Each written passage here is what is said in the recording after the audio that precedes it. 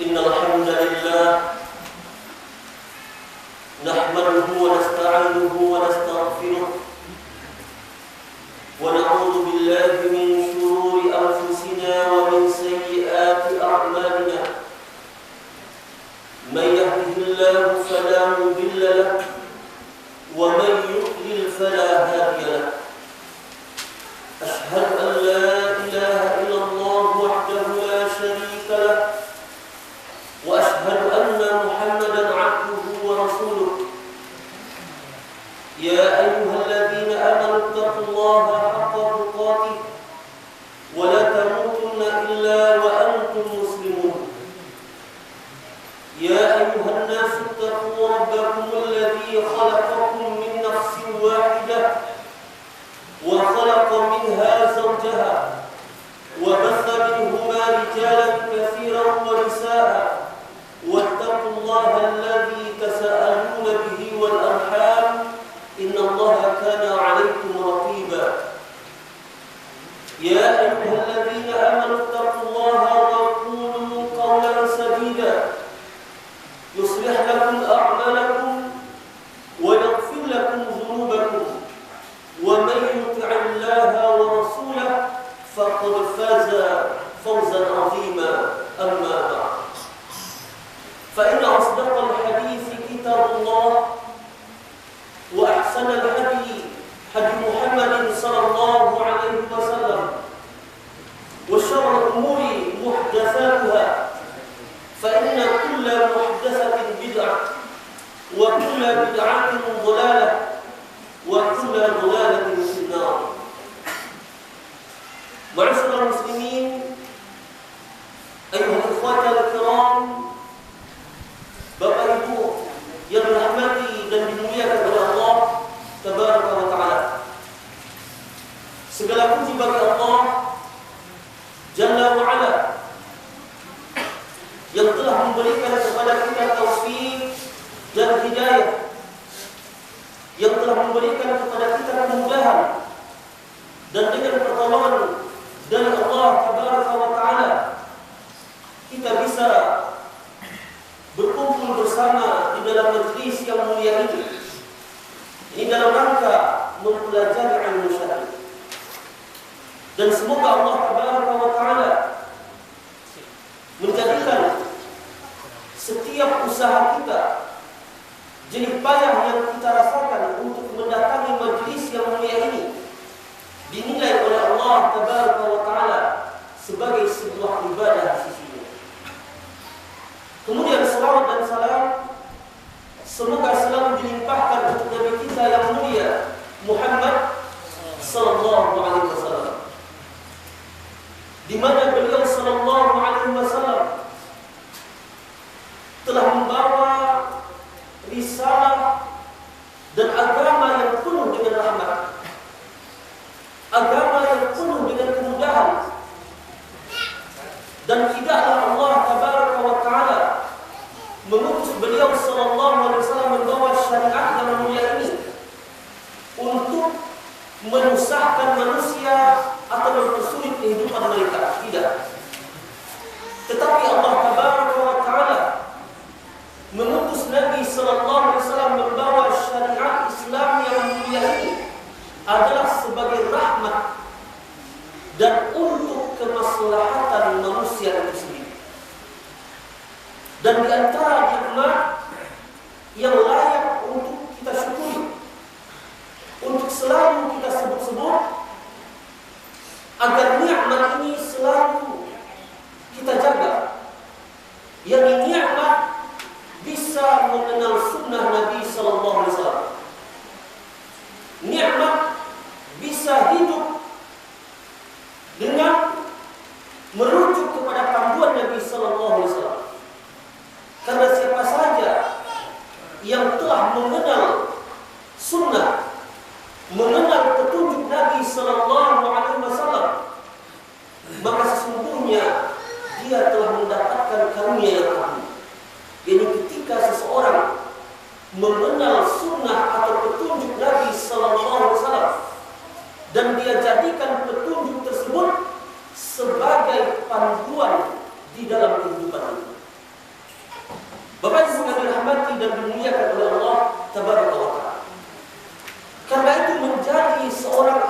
sunnah, yang beragama sesuai dengan petunjuk Nabi sallallahu alaihi wasallam, yang mengembalikan segala sesuatunya kepada sunnah beliau, kepada petunjuk beliau, maka ini merupakan sebuah kemuliaan dan sebuah kehormatan yang agung, yang menjadi seorang ahlu sunnah. Karena pada zaman ini, Bapak Ibu yang dirahmati dan dimuliakan oleh Allah Tabaraka wa Ta'ala, alangkah sulitnya untuk berpegang dengan sunnah, alangkah susahnya untuk menjalankan sunnah, karena sangat berat sekali cobaannya dan sangat banyak sekali rintangannya. Ketika di zaman yang penuh dengan fitnah ini, ketika manusia berusaha untuk kembali kepada petunjuk Nabi sallallahu alaihi wasallam, maka dia akan mendapatkan berbagai macam cobaan. Akan tetapi itulah hidup dan itulah kehidupan. Sesuatu yang berharga tentu saja tidak mungkin didapatkan dengan cara yang mudah. Kalau seandainya ada sesuatu yang berharga didapatkan dengan cara yang mudah oleh setiap orang, maka dia akan tidak lagi menjadi berharga. Coba kita bayangkan, seandainya setiap batu yang ada di sungai adalah emas dan intan, apakah masih ada orang yang mau membeli intan dengan harga yang mahal? Tentu tidak, karena susahnya ditemukan dan karena susahnya mencarinya. Dan begitulah ahlu sunnah di akhir zaman ini, di mana mereka hidup di zaman yang dikatakan oleh Nabi sallallahu alaihi wasallam dalam hadis yang dikeluarkan oleh Imam At-Tirmizi di dalam sunannya, ya'ti 'ala nasi zaman al-qabidu 'ala dinih kal-qabidu 'ala al-jambi. Akan datang kepada manusia satu zaman di mana orang-orang yang berpegang dengan agamanya. Apa yang dimaksud berpegang dengan agamanya? Yang berpegang dengan sunnah, yang berpegang dengan petunjuk Nabi sallallahu alaihi wasallam, kal-qabidu 'ala al-jambi, kal-qabidi 'ala al-jambi, bagaikan orang yang menggenggam bara api. Itulah kondisi hidup di akhir zaman. Dan karena itulah sebuah kenikmatan yang besar di akhir zaman ini, Allah Tabaraka wa Ta'ala memilih kita untuk menjadi seorang ahlu sunnah yang berpegang dengan petunjuk Nabi sallallahu alaihi wasallam dan selamat dari terjatuh ke dalam kesesatan. Karena setiap orang, kalau dia bukanlah ahlu sunnah, maka dia pastilah ahlu dolalah. Kalau dia bukanlah orang yang mengikut kepada sunnah, kepada petunjuk Nabi sallallahu alaihi wasallam, maka dia adalah pengikut kesesatan. Dan tidak ada yang ketiga. Karena itu, kehormatan yang besar menjadi ahlu sunnah ini mestilah kita jaga, mestilah kita pelihara, agar kita berjumpa dengan Allah Tabaraka wa Ta'ala tetap sebagai seorang ahlu sunnah. Karena itu di antara bentuk dan perhatian para salafus soleh terdahulu terhadap sunnah, di antara mereka ada yang memperbanyak doa, Allahumma amitna 'alal Islam was sunnah. Ya Allah, matikanlah kami di atas Islam dan sunnah. Karena apabila seseorang meninggal di atas Islam dan sunnah, maka sungguh dia telah berpindah dari negeri yang penuh dengan kesengsaraan dan akan menjemput kehidupan yang penuh dengan kenikmatan, yaitu surga Allah Tabaraka wa Ta'ala, apabila dia meninggal sebagai seorang ahlu sunnah. Dan di antara usaha kita untuk bisa menghargai kenikmatan yang besar ini, menjadi seorang ahlu sunnah, Maka tema kajian kita pada malam hari ini adalah kedudukan sunnah di dalam Islam. Ini merupakan tema yang penting untuk diketahui oleh setiap kaum muslimin. Karena alangkah banyaknya kaum muslimin hari ini yang tidak mengenal kedudukan sunnah di dalam Islam, akhirnya dia melecehkan sunnah, meremehkan sunnah, ataupun boleh jadi dia mengingkari sunnah. Maka ini berbahaya ketika dia tidak mengetahui dan tidak berilmu tentang kedudukan sunnah di dalam Islam. Baik Bapak Ibu yang dirahmati dan dimuliakan oleh Allah Tabaraka wa Ta'ala, kita akan masuk kepada pembahasan yang pertama. Apa itu sunnah yang kita maksud? Sunnah yang kita maksud bukanlah sunnah di dalam pembahasan atau definisi yang diberikan oleh para fuqaha. Yusabu fa'iluhu wa la yu'aqabu tarikuhu. Diberi pahala orang yang melakukannya, tidak berdosa orang yang meninggalkannya. Bukan itu sunnah yang kita maksud. Jadi ingat, sunnah yang sedang kita bahas sekarang bukanlah sunnah di dalam pengertian para fuqaha. Berpahala dilakukan, tidak berdosa apabila ditinggalkan. Bukan itu. Sunnah yang kita bahas di sini adalah sunnah yang mencakup seluruh syariat Islam ini. Dan kita ambil definisi yang bagus sekali yang dikemukakan oleh Al-Imam Ibnu Rajab Al-Hambali rahimahullah ta'ala di dalam kitab beliau Jami'ul Ulum wal Hikam. Apa itu sunnah? Sunnah adalah at-tariqatul maslukah, fayashmulu dzalika at-tamassuku bima kana 'alaihi huwa wa khulafa'uhu ar-rasyidun min al-i'tiqadat wal a'mal wal aqwal, wa hadhihi as-sunnatul kamilah. Wa lihadha kana as-salaf qadiman la yatlaquna isma sunnah illa ala ma yashmulu dzalika kullu. Apa itu sunnah? Yani sebuah metode ataupun jalan yang ditempuh oleh seseorang mencangkup, berpegang dengan apa saja yang dipegang oleh Nabi sallallahu alaihi wasallam dan khulafa'ur rasyidun, yakni yang dipegang oleh para sahabat radhiyallahu anhum ajma'in. Apakah itu perkara akidah? Apakah itu amalan? Apakah itu perkataan? Ini yang dimaksud dengan sunnah. Karena itu para salafus saleh terdahulu tidaklah menyebut sesuatu itu sebagai sunnah kecuali mencakup seluruh sisi ini. Keyakinan, amalan, dan perkataan. Maka ahlu sunnah adalah orang yang berpegang dengan petunjuk Nabi sallallahu alaihi wasallam. Apakah petunjuk itu berupa keyakinan? Apakah petunjuk itu berupa perbuatan pengamalan? Apakah petunjuk itu berupa ucapan? Dan tidak dikatakan sebagai sunnah di dalam pandangan para ulama salafus saleh terdahulu, melainkan mencangkup seluruh sisi ini.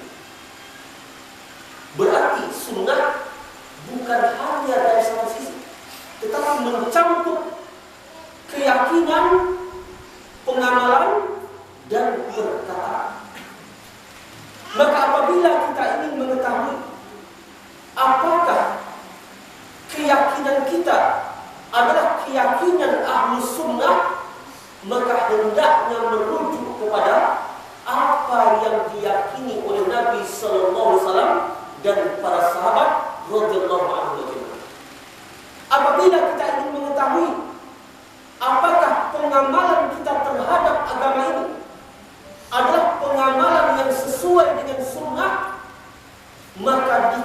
ditimbang dengan pengamalan Nabi sallallahu alaihi wasallam dan para sahabatnya. Begitu juga setiap perkataan kita terhadap atau di dalam agama ini, semuanya ditimbang sesuai dengan perkataan Nabi sallallahu alaihi wasallam dan para sahabat radhiyallahu anhum. Kalau ada seseorang menyamai sunnah hanya dari satu sisi, misalnya dari sisi pengamalan dia sesuai dengan sunnah, tetapi dari sisi i'tiqad, keyakinan, dia menyelisih sunnah, ataupun dari sisi perkataannya dia menyelisih sunnah, maka tidak dikatakan dia sebagai ahli sunnah sampai dia menyamai dari seluruh sisi ini, baik keyakinan, pengamalan maupun perkataan. Bapak Ibu yang dirahmati dan dimuliakan oleh Allah Tabaraka wa Ta'ala. Pembahasan berikutnya kita masuk ke dalam pembahasan fungsi atau kedudukan sunnah di dalam Islam. Sebagai mukaddimah, ada poin penting yang mesti kita fahami dengan baik dan menjadi keyakinan bagi kita. Yang pertama, bahwa sunnah, yakni hadis Nabi sallallahu alaihi wasallam yang menjelaskan tentang syariat Islam ini, merupakan wahyu dari Allah Tabaraka wa Ta'ala. Sekali lagi, bahwa sunnah yang perkataan Nabi sallallahu alaihi wasallam yang menjelaskan tentang syariat Islam ini, apakah akidahnya, apakah muamalahnya, pengamalannya, perkataannya, ibadahnya, adalah wahyu dari Allah Tabaraka wa Ta'ala. Karena itu wahyu menurut keyakinan Ahlus Sunnah wal Jamaah ada dua. Yang pertama, wahyu yang berupa kalamullah, yakni Al-Quran. Ini merupakan wahyu dari Allah. Dan ada wahyu yang kedua yang tidak boleh dipisahkan dari wahyu yang pertama. Wahyu yang kedua adalah as-sunnah, perkataan Nabi sallallahu alaihi wasallam yang menjelaskan tentang syariat Islam. Apa dalilnya? Kita mengatakan perkataan Rasulullah, sunnah beliau adalah wahyu yang juga wajib untuk diikuti. Dalilnya adalah surat An-Najm, di mana Allah Tabaraka wa Ta'ala berfirman di dalam surat An-Najm ayat yang ketiga dan keempat, wa ma yantiqu 'anil hawa in huwa illa wahyun yuha. Tidaklah yang diucapkan Muhammad itu berdasarkan hawa nafsunya, tidak. Yakni Nabi sallallahu alaihi wasallam, apa saja yang beliau katakan, yang beliau ucapkan, yang berkaitan dengan syariat yang mulia ini, bukanlah berdasarkan hawa nafsu beliau atau pemikiran beliau semata. In huwa illa wahyun yuha. Akan tetapi yang beliau ucapkan adalah wahyu yang diwahyukan oleh Allah Tabaraka wa Ta'ala. Ini merupakan i'tiqad, akidah Ahlus Sunnah, bahwa perkataan Nabi sallallahu alaihi wasallam yang terkait dengan syariat ini adalah wahyu dari Allah Tabaraka wa Ta'ala. Ini yang pertama. Yang kedua, kalau perkataan Nabi sallallahu alaihi wasallam, sunnah beliau merupakan wahyu berdasarkan ayat yang kita sebutkan tadi, maka sunnah dia terpelihara sebagaimana terpeliharanya wahyu yang pertama, yakni Al-Quran. Allah Tabaraka wa Ta'ala berfirman di dalam surat Al-Hijr, inna nahnu nazzalna wa inna lahu lahafizun. Sesungguhnya kami, kata Allah, yang menurunkan adzikra.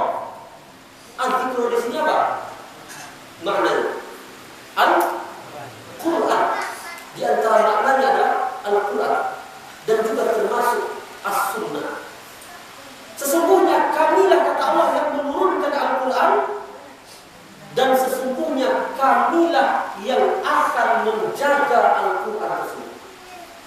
Ini merupakan pengkabaran dan jaminan langsung dari Allah Tabaraka wa Ta'ala bahwa Al-Quran, kitab Allah Tabaraka wa Ta'ala yang mulia, dijamin oleh Allah Tabaraka wa Ta'ala terjaga keasliannya sepanjang zaman. Dan hari ini telah berlalu jarak antara zaman kita dengan zaman Nabi Sallallahu Alaihi Wasallam itu sejauh 1400 tahun atau 14 abad. Itu zaman yang sangat panjang. Tetapi lihat lagi, Al-Quran tetap terjaga. Bagaimana cara Allah menjaganya? Allah bangkitkan kaum muslimin, di antara mereka terdapat orang-orang yang menghafal Al-Quran di luar kepala. Di antara kaum muslimin, Allah bangkitkan orang-orang yang menghafal Al-Quran sehingga tidak memungkinkan bagi siapapun untuk menambahkan walaupun hanya satu huruf di dalam Al-Quran. Bahkan kalau barisnya saja berubah, diketahui oleh orang-orang yang hafiz Al-Quran. Ini di antara bukti Allah Tabaraka wa Ta'ala menjaga Al-Quran. Tetapi lihat, ada tak jaminan terjaganya Zabur, kitab Allah sebelumnya, Injil, Taurat, kitab Allah sebelumnya, tidak ada jaminan. Dan setelah wafat para nabi tersebut yang diturunkan kepada mereka kitab Allah, maka umat mereka telah melupakan kitab Allah tersebut. Bahkan mereka tambah, mereka kurangi, dan mereka ubah sesuai dengan kepentingan dan hawa nafsu mereka. Maka hari ini kitab-kitab sebelumnya seperti Taurat, Zabur, dan Injil tidak ada lagi yang asli, atau tidak diketahui lagi mana yang asli. Bercampur aduk di situ. Mana yang perkataan Allah, mana yang perkataan Nabi, mana yang perkataan sahabat, dan bercampur di situ. Tidak bisa dibedakan mana yang perkataan Paus, mana yang perkataan Nabi Isa, mana yang perkataan Allah. Tidak dibedakan di dalam Bibel karena telah tercampur aduk. Namun Al-Quran Allah Tabaraka wa Ta'ala jaga sampai hari ini. Merupakan kemuliaan yang besar yang diberikan kepada umat ini. Maka dalil terjaganya Al-Quran sekaligus sebagai dalil terjaganya As-Sunnah. Garis bawah ini dan ingat baik-baik. Kalau ada orang yang bertanya, mana dalil terjaganya hadis? Hadis kan banyak dipalsukan, tidak ada jaminan terjaganya. Maka jawabannya ini, dalil terjaganya Al-Quran sebagai wahyu Allah sekaligus sebagai dalil terjaganya Sunnah sebagai wahyu yang kedua. Kenapa ini sebagai dalil terjaganya Sunnah? Maka sisi dari pendalilannya bahwa Al-Quran dia butuh kepada penjelasan, butuh kepada penjabaran. Maka As-Sunnah di antara fungsinya yang paling agung dan yang paling tinggi adalah sebagai penjabar atau penjelas dari Al-Quran. Seandainya tidak ada sunnah, maka Al-Quran tidak bisa diamalkan. Ingat ini. Seandainya tidak ada hadis, tidak ada sunnah, Al-Quran tidak bisa diamalkan. Lalu apa gunanya Al-Quran jaga Allah kalau tidak bisa diamalkan? Apa gunanya? Allah jaga Al-Quran, tetapi kita mengatakan Allah tidak jaga sunnah. Lalu apa gunanya? Apa gunanya Al-Quran Allah jaga dan Allah tidak menjaga sunnah? Berarti Al-Quran tidak bisa diamalkan. Di antara bukti Allah Tabaraka wa Ta'ala banyak sekali di dalam Al-Quran memerintahkan untuk menegakkan sholat. Aqimus sholat, tegakkanlah sholat. Ada enggak kita jumpai di dalam Al-Quran tata cara lengkap melaksanakan sholat? Oh, sholat subuh sekian rakaat, ini ayatnya. Ada enggak? Ini gerakannya, ini bacaan dalam rukuk, ini bacaan dalam sujud. Ada enggak dalam Al-Quran? Tidak ada dalam Al-Quran. Itu baru sholat subuh. Dan begitu juga dengan sholat-sholat yang lain. Alangkah banyaknya ibadah sholat di dalam Islam ini. Ada enggak di dalam Al-Quran tata cara pelaksanaan sholat jenazah? Ada dalam Al-Quran? Tidak ada di dalam Al-Quran. Adanya di mana? Di dalam sunnah, di dalam hadis Nabi Sallallahu Alaihi Wasallam.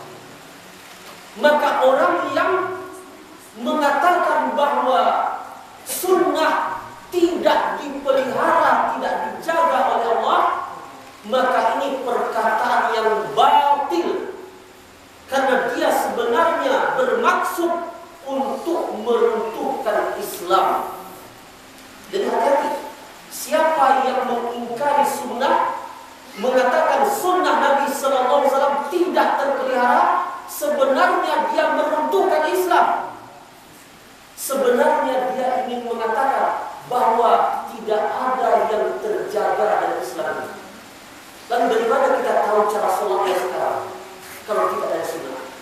Bahkan azan yang dikumandangkan setiap waktu, ada tidak dalam Al-Quran lafaz azan? Tidak ada dalam Al-Quran lafaz azan. Adanya di dalam sunnah Nabi Sallallahu Alaihi Wasallam. Maka ini merupakan akidah yang tidak boleh kita lupakan dan tidak boleh kita ragukan sedikit pun bahwa hadis Nabi Sallallahu Alaihi Wasallam Allah jaga, Allah pelihara sebagaimana Allah memelihara Al-Quran. Dan ingat, makna terpelihara di sini bukan sebagaimana gambaran sebagian orang, yakni tidak pernah dicoba untuk dirusak. Karena ada orang membayangkan kalau betul hadis itu terpelihara, kenapa ada hadis palsu? Ada bertanya seperti itu. Kalau betul hadis itu terpelihara, kenapa ada hadis palsu? Bahkan kita katakan Al-Quran palsu juga ada, Al-Quran palsu juga ada. Syiah misalnya, Al-Qurannya berbeda dari kita. Atau orang Ahmadiyah Qadaniyah misalnya, dia juga memiliki kitab suci tersendiri. Bahkan Al-Quran telah banyak diusahakan oleh orang-orang terdahulu untuk dirusak dan dipalsukan. Tetapi makna terjaga yang kita maksud di sini, yang dimaksud oleh Allah Tabaraka wa Ta'ala di dalam firman-Nya ini, Inna nahnu nazzalna dzikra wa inna lahu lahafizun, bukanlah tidak pernah dicoba untuk dirusak, dipalsukan. Bukan itu maksudnya. Akan tetapi maksudnya adalah ketika dia dicoba untuk dirusak, untuk dipalsukan, tetap ketahuan mana yang asli dan mana yang palsu. Ini makna terjaga